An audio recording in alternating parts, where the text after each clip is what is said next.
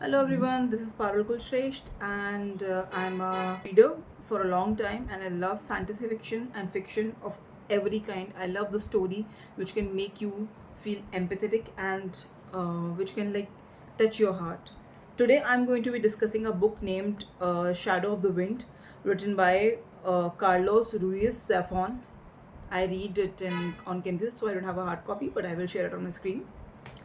So this book is based in 1940s when Spanish was going through a very big political turmoil as a dictator was on at its the ruling the country, and it had and lot of torture to the had done a lot of torture to the people. The freedom of speech was not there, and living in a constant fear that someone can come and pick you up from your home and just put you in the jail. That form of at that time of era, and that era is just is not just discussed, it is every background, every character of this book is actually affected by the political climate of Spain at that time. So starting of the book, so there's a guy named, very little child, I think 10 or 11 years old, named Daniel, and he works and helps out his father in his bookshop in Spain, Barcelona. So during that time, in when he turns 11, his father takes him to a secret library in a cemetery. Nobody knows about it. Only few people know about it. Before entering the library, you have to knock and tell your password, and it's a secret place. Nobody knows about it. And so they enter. They and in the library, the father of Daniel, he asks him to choose one book which he likes, but he can read that book, he can keep it with him, but he cannot discuss the location of the library. That's what the terms of entering the library. So Daniel chooses a book of the writer named Julian Carax, and this writer is has his own mystery, which Daniel figures out later in the book. Shadow of the Wind, written by Julian Carax. So this boy named Daniel, he picks up the book and he get it home. He started reading about it and all. He loved the book so much, the characters and everything, and then he started searching about the writer of this book. Slowly the layers of this mystery starts revealing itself, and he gets to know that no book of this writer is available anywhere in the country, anywhere, and wherever the books were available were actually burnt to the ground. So I don't think I want to discuss it further about it, like the plot of the book. You have to read it, but this is the gist, and it starts from there. So I will not spoil the book for you, but whatever I have discussed, this is the main crux of the book. So what happens in the book is the empathy that you will feel for the character, like how they are surviving in a country where it is ruled by the fascist regime, how they are surviving as writers, what kind of a painful impoverished life the Spanish people were living that time.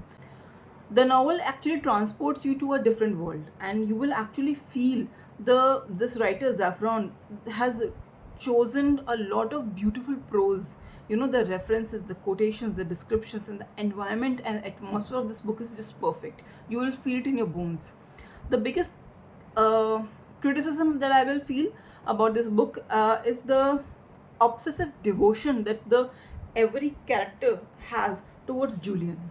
And like I said, the Julian, the writer of that novel in this book, The Shadow of the Wind.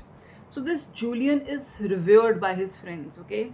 And there is a girl named Nuria who fell in love with this guy, Julian.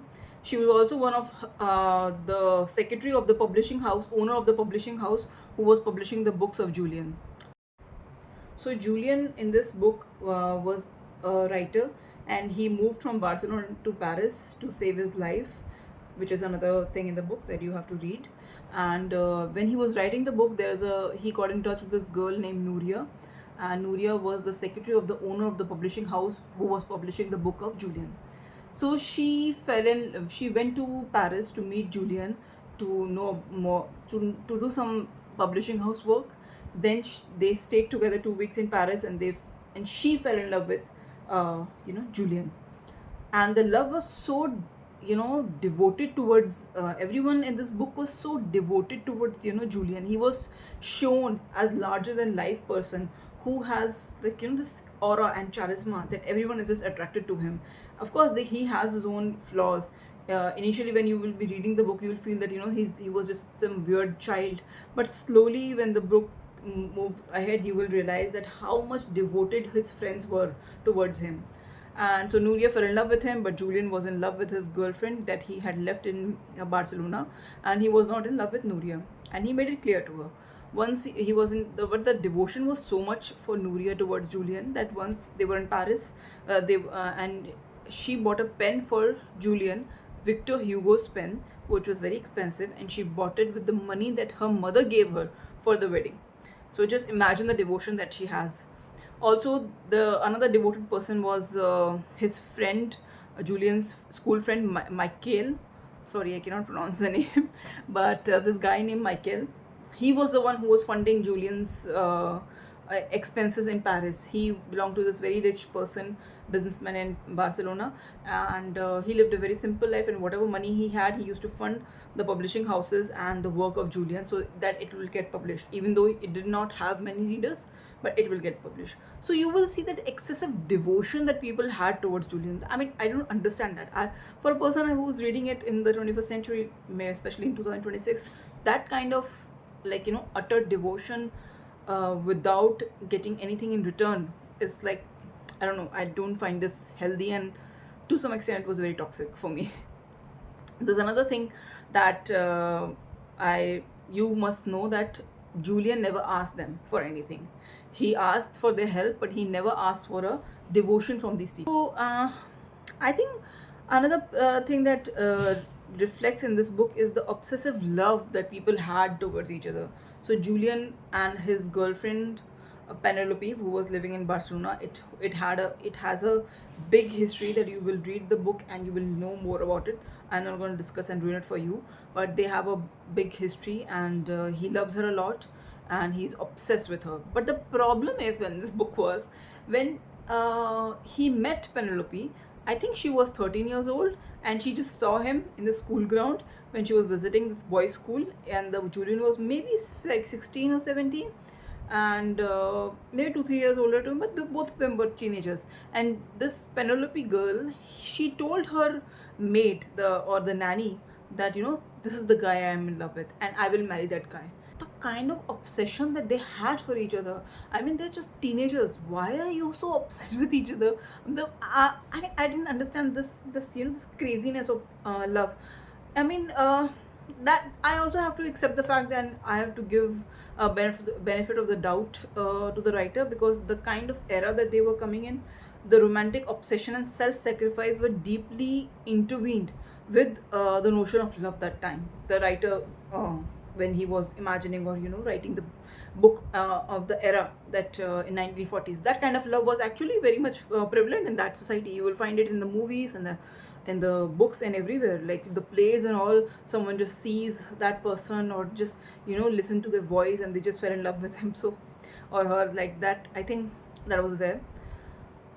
One of the most touching thing in this book was the letter that Nuria left for Daniel when she was no more in the world. Again, spoiler. And it was such a touching, like, it was so touching for me.